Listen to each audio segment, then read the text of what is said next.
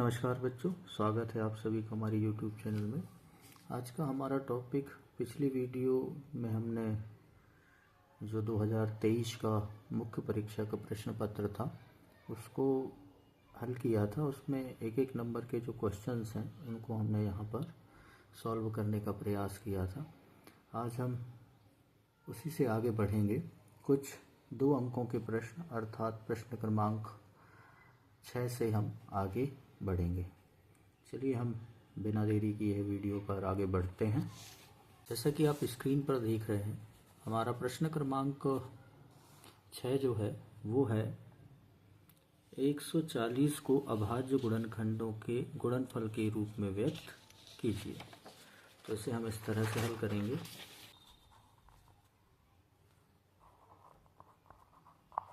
सर्वप्रथम 140 के हम गुणनखंड प्राप्त कर लेंगे, अभाज्य गुणनखंड। तो जैसा कि हम 2 से डिवाइड करेंगे इसे, तो 70 टाइम्स, फिर 2 से डिवाइड करेंगे 35 टाइम्स, फिर 5 से डिवाइड करेंगे 7 टाइम और 7 से डिवाइड करेंगे तो 1 टाइम। अतः हमें 140 इक्वल टू मिल जाएगा 2 इंटू 2 इंटू 5 इंटू 7 इंटू 1, जिसे हम लिख सकते हैं 140 equal 2 to the power 2 into 5 to the power 1 into 7 की पावर 1। ये इनके अभाज्य गुणनखंडों के रूप में हम इसे व्यक्त कर सकते हैं। ठीक, इसी प्रकार हम अगले प्रश्न पर बढ़ते हैं। अगला प्रश्न जैसा कि आप स्क्रीन पर देख रहे हैं, SCF 306 657 बराबर 9 दिया है, तो LCM 306 657 ज्ञात करना है। SCF 306 और 657 का 9 है। यहाँ पर हम एक फार्मूला प्रयोग करेंगे, LCM AB equal A into B। तो यहाँ पर इस फार्मूले में इनके मानों को हम जमा देते हैं तो मिलता है SCF 306 657 गुणा LCM 306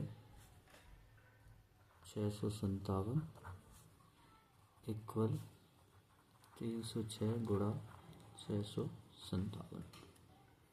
यहाँ पर SCF हमें दिया गया है, इस मान को हम यहाँ पर रख देंगे तो हमें मिलेगा 9 into LCM 306 657 equal to 306 into 657। इसको हम दाएं तरफ ले जाएंगे, पक्षांतर करेंगे तो LCM 306 657 equal to 306 into 657 divide by 9। इसको और हल करेंगे तो हमें LCM मिल जाएगा, LCM 306 657 इक्वल 9 से डिवाइड कर देते हैं 3 टाइम 34 से मल्टीप्लाई करेंगे तो हमारा आंसर हमें मिल जाएगा 22338। अर्थात LCM 306 657 हमें आंसर मिलेगा 22,338। इस तरह से हम हल कर सकते हैं। चलिए आगे बढ़ते हैं अगले प्रश्न की ओर। देख रहे हैं अगला प्रश्न है प्रश्न क्रमांक 7। प्रश्न क्रमांक 7 को हल करने के लिए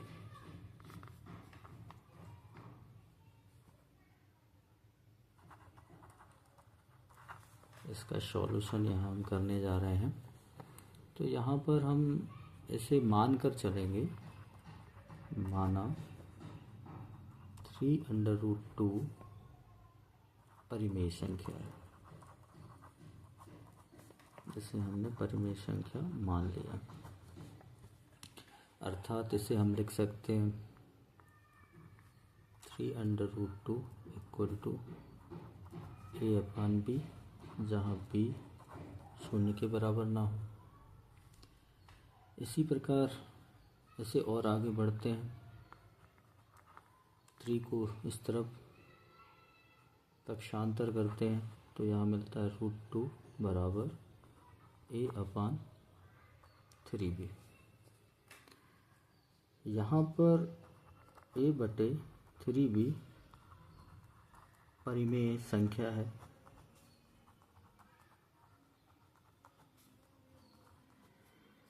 तो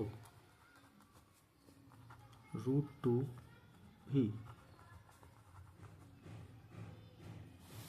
भी परिमेय संख्या होगी।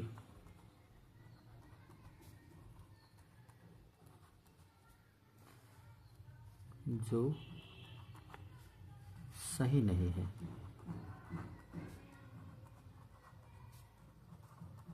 √2 अपरिमेय संख्या है,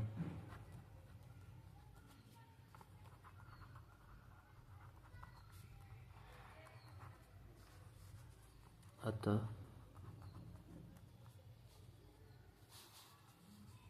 3√2 एक अपरिमेय संख्या होगी।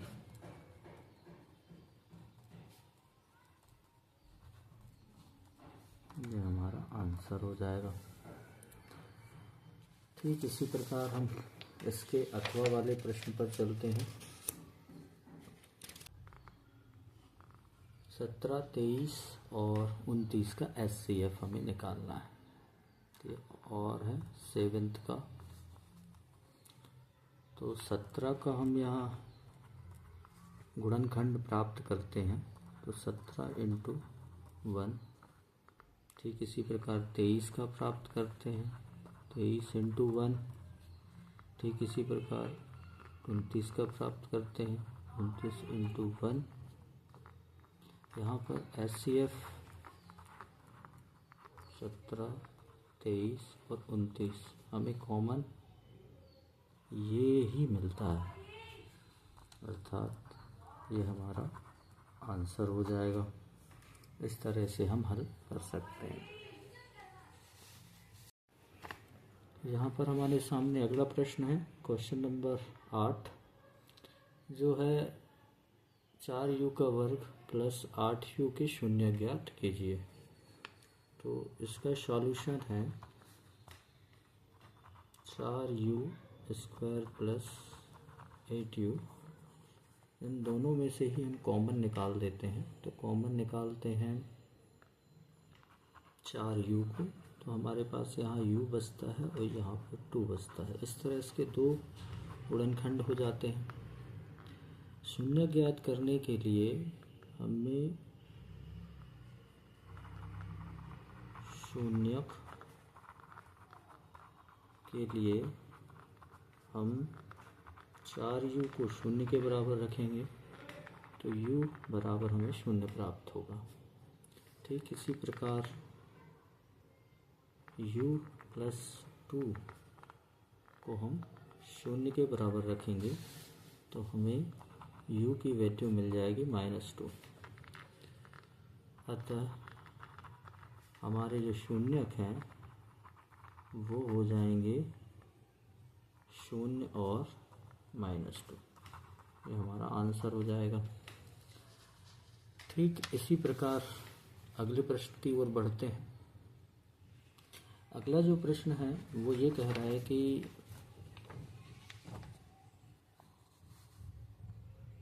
एक द्विघात बहुपद ज्ञात कीजिए जिसके शून्यकों का योगफल -1 तथा गुणनफल √5 है।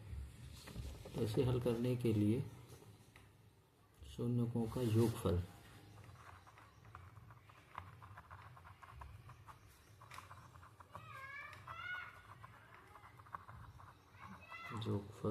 -1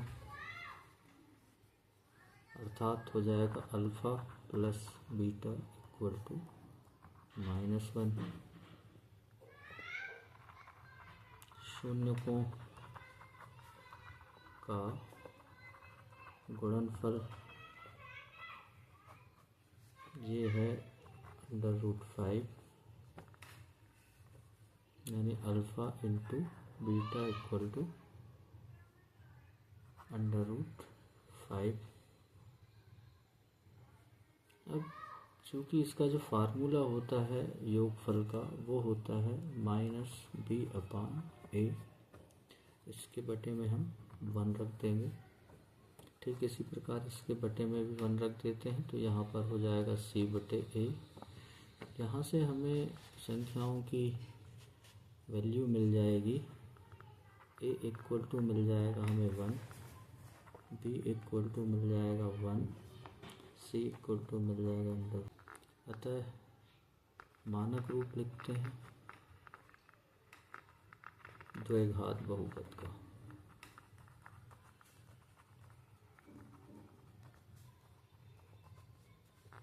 ax का वर्ग प्लस bx प्लस हल हो जाएगा x² प्लस x प्लस √5। ये हमारा आंसर हो जाएगा। ठीक इसी तरह हम इसे हल कर सकते हैं। और भी आगामी प्रश्न को हल करने के लिए हम नेक्स्ट वीडियो में मिलते हैं। तब तक के लिए धन्यवाद।